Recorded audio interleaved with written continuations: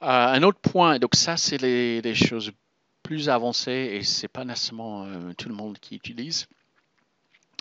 Donc c'est notamment le soutien à distance, je ne sais même pas ce que c'est, je n'ai pas encore utilisé.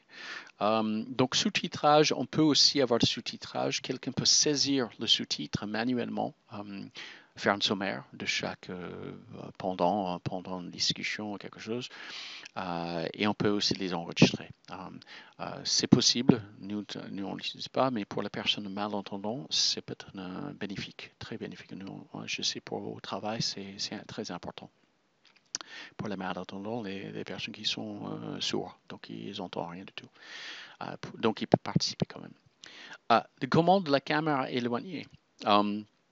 Nous, on essaie de désactiver, mais dans un cas où on a besoin d'aider quelqu'un pour activer quelque chose, on peut aller dans le compte et on peut activer ça. Donc, on peut prendre le contrôle de l'ordinateur en face dans Zoom. Donc ça peut aider s'il faut dépister quelque chose. Si, si une personne est bloquée, ça permet d'aider. Mais voilà, ça peut être avantageux à certains moments. Aussi, vidéo HD haute définition de groupe. Attention, ça va être gourmand au niveau de bande passante. Donc, il faut être sûr de pouvoir faire ça.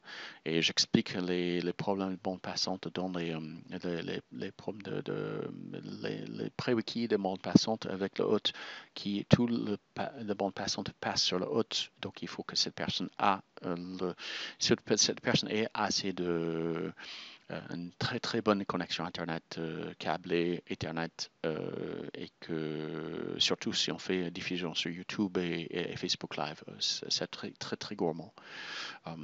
Ça peut être gourmand, voilà, et surtout pour les connexions Internet à la maison. D'autres choses ici, configuration de compte aussi à regarder. Compte pro, c'est marqué de co-animateur. Un co-animateur peut nommer d'autres co-animateurs. Je ne trouve pas que ça marche. Donc, on essaie de faire ça tout le temps et que c'est uniquement un hôte qui peut nommer des co-hôtes. Donc, cette fonctionnalité, je ne sais pas si ça marche vraiment. Et j'expliquais ça dans une vidéo, quels sont les droits et les autorisations pour un hôte. Donc je crois que cette fonctionnalité ne fonctionne pas comme c'est indiqué. Et on peut aussi faire des sondages. Donc un animateur hôte peut faire des sondages. Donc, nous, on n'utilise pas encore, on a testé, mais on n'utilise pas encore. C'est utilisé avec modération parce que ça peut être ludique, mais ne pas utiliser tout le temps.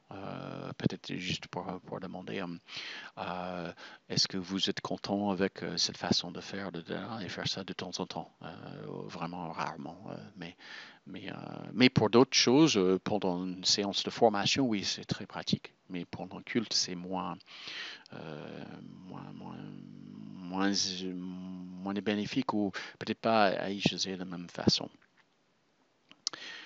Et le dernier, je crois que c'est le dernier ici, les salles de petits groupes. Donc, je ne suis pas sûr si c'est uniquement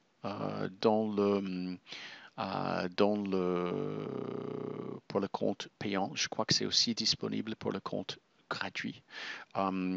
Mais ici, il faut l'activer pour que derrière le menu s'affiche pour pouvoir créer des salles de petits groupes pour les groupes de discussion, groupes de prière en mini-groupe. C'est très très pratique. Et j'ai une vidéo sur ça, comment faire ça exactement. Mais il faut activer d'abord ici dans le compte. Et je crois que ça, c'est le dernier. Donc, les configurations à faire pour si on veut diffuser sur YouTube, Facebook et aussi ce qu'on appelle le personnaliser des services en direct, ça veut dire qu'une page web où on peut mettre ailleurs, on peut diffuser directement sur une page web de l'Église. Il faut le faire, il faut l'activer ici dans le compte d'abord Et après, le menu s'affiche comme j'indique dans la vidéo, dans la vidéo suivante, l'une des vidéos suivantes que peut faire un hôte. Je monte là et j'aurai sur notre vidéo qui arrive comment vraiment planifier des réunions de YouTube, planifier des événements de YouTube et mettre des numéros flux avec chaque séance individuelle. Donc c'est important d'avoir ça activé et qu'on verra dans la vidéo spécifique sur la planification de YouTube. Quand on fait des événements séparés, on peut aussi faire des séances séparées. Il faut mettre chaque numéro de flux avec le numéro de YouTube différent chaque fois. Donc, j'explique ça dans la vidéo, mais il faut l'activer ici. Donc, ça, c'est assez important.